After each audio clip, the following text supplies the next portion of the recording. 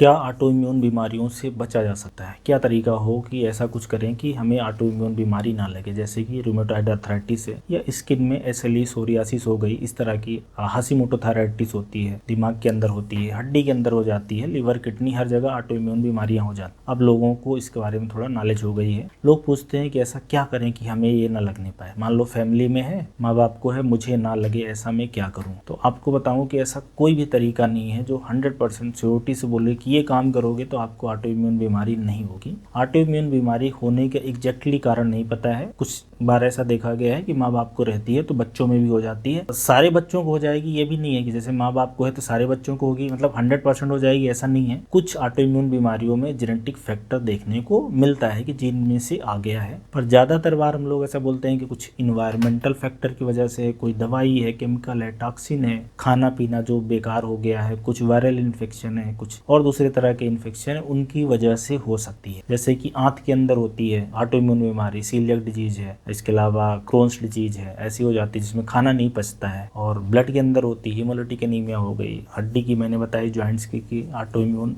Rheumatoid arthritis होता है। तो आप ये जाने कि कोई भी ऐसा तरीका नहीं है कि जिससे अपन बच सकते हैं, पर ये जरूर है कि स्टडी कुछ ये बोलती है कि अगर आप सही लाइफ स्टाइल अपनाते हो जिसमें से हेल्दी खाना है, जैसे स्पेशली जो सब्जियां हैं और फल हैं, सलाद और अनाज, ऐसे खाने जिसमें एंटीऑक्सीडेंट अच्छी मात्रा में है, उन खानों से इसको थोड़ा प्रिवेंशन में मदद मिलती है, क्योंकि इसके अंदर एंटीऑक्सीडेंट और अच्छे मिनरल्स विटामिन होते हैं। उससे एक फायदा होने का चांसेस है, रिस्क कम हो जाएगा। और बाहर की जो चीजें होती हैं बेकार वाली, जैसे कि तली भुनी चीजें हैं जिसमें ज्यादा शक्कर है, मैदा है, केमिकल है, टॉक्सिन है, वो नहीं खाएंगे तो भी रिस्क कम हो जाएगा होने का। ऐसा भी नहीं है कि बाहर की चीजें आप बंद कर दोगे खाना तो बिल्कुल नहीं होगी, ऐसा भी नहीं है। बाकी कुछ केसेस में देखा गया है कि सिगरेट स्मोकिंग का भी रोल है होने में, तो अगर आप उसको बंद कर दोगे तो बचने में फायदा होगा। तो बाहर के जो केमिकल्स हैं, टॉक्सिन्स हैं, जो स्वीटनर वगैरह होते हैं, प्रिजर्वेटिव है, उनसे रिस्क बढ़ता है, ऐसा स्टडी बोलती है। तो घर का साफ सुथरा खाना अपने को खाना है, दाल चावल रोटी सब्जी सलाद, ये सारी चीजें,